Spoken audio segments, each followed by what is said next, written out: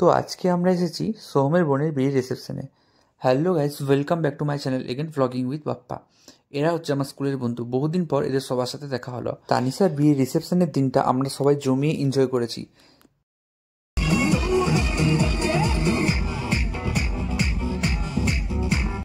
দুর্গাপুজো আর কালী পূজার সময় ঘটনি বলে নাচাটা তো প্রায় বন্ধই হয়ে গেছে, বাট এতদিন পর হয়তো কমসে কম 5 থেকে 6 বছর পর আমি আবার নাচতে পেলাম।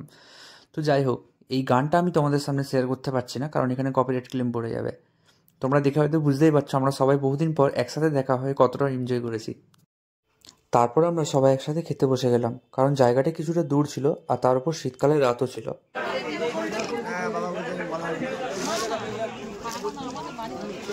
তুই আবার বসে লিখেছে ডোন্ট স্কিপ এটাতে তোকে দিল আজকে দিসু। আচ্ছা আমরা এটা রসগোল্লাটা তোর মধ্যে টাকা, এই রসগোল্লাটা কটা খেতে পারবি তুই? একটি একটি খেতে পারবি না ওটা এরকম কথা। দাদা রসগোল্লা দাদা রসগোল্লা পর আটটা আটটা পর পর এই সাইজ ওই জন্য এত ওরা খাওয়া দাওয়া খাওয়ার পর ওটা ব্লগে দেখতে হবে, ইউটিউবে। হ্যাঁ ব্লগারও এ বাবা আমার 7টা মিষ্টি আটটা 24 পিস 24 পিস এই এটা বেশি বড় বড় এখানে মিষ্টি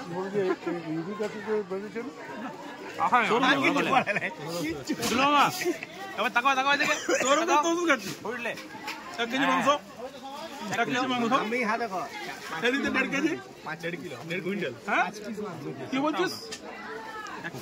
আরে বল 5 পিস না 5 বার ভালো করে বল। তুই কটা ভালো করে বল। একটি এখনো নিগুড়িছি একটা নিয়ে করছিস, তুই কটা খেয়েছিস? 1 পিস মিষ্টি তুমি কটা খেয়েছো? কিষানদা কটা খেয়েছো? সিঙ্গেল তুমি আটটা, তুমি শুধু আটটা খেয়েছো। 24টা খেয়েছো। তুমি নাই 24 পর্যন্ত তোমার মিষ্টি বলা যেত। প্লিজ মিষ্টির রসে পাতে ওইটা থেকে বুঝা যাচ্ছে। হ্যাঁ সন্তুষ্টি মেরে দাও। আমি মিষ্টি খাই সন্তুষ্টি মেরে দাও। দুম বড় খেয়ে নাও। অর্ধেকটা খাচ্ছি। আমার পাতে মিষ্টিটা পড়ে আছে, ভুল করে ফেলি।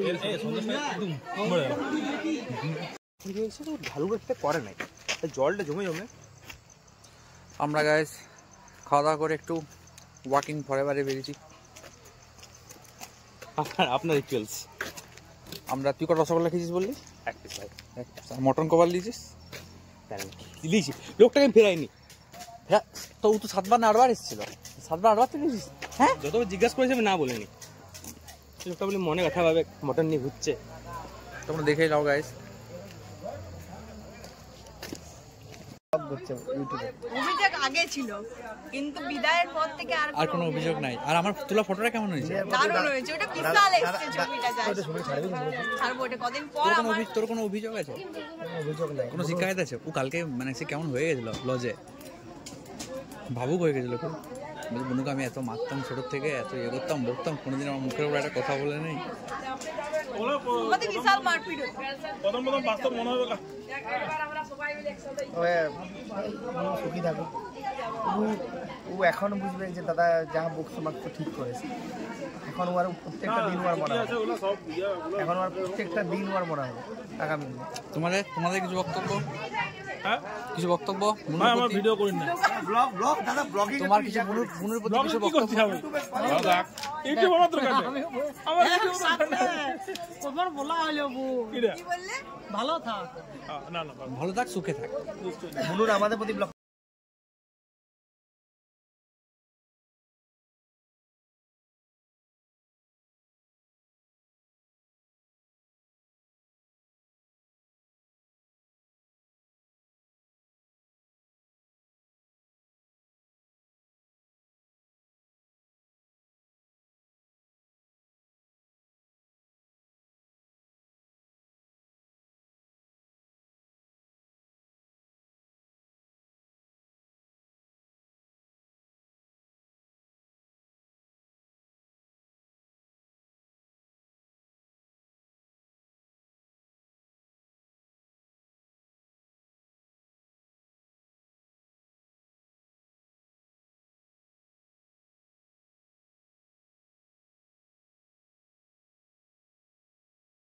যাই হোক, সেই দিনটা কিন্তু সবাই মিলে খুব এনজয় করেছিলাম। এরকম দিন আমার জীবনে আরও বারবার আসুক। আজকের মতো এটুকুই, দেখা হচ্ছে আবার নেক্সট ব্লগে।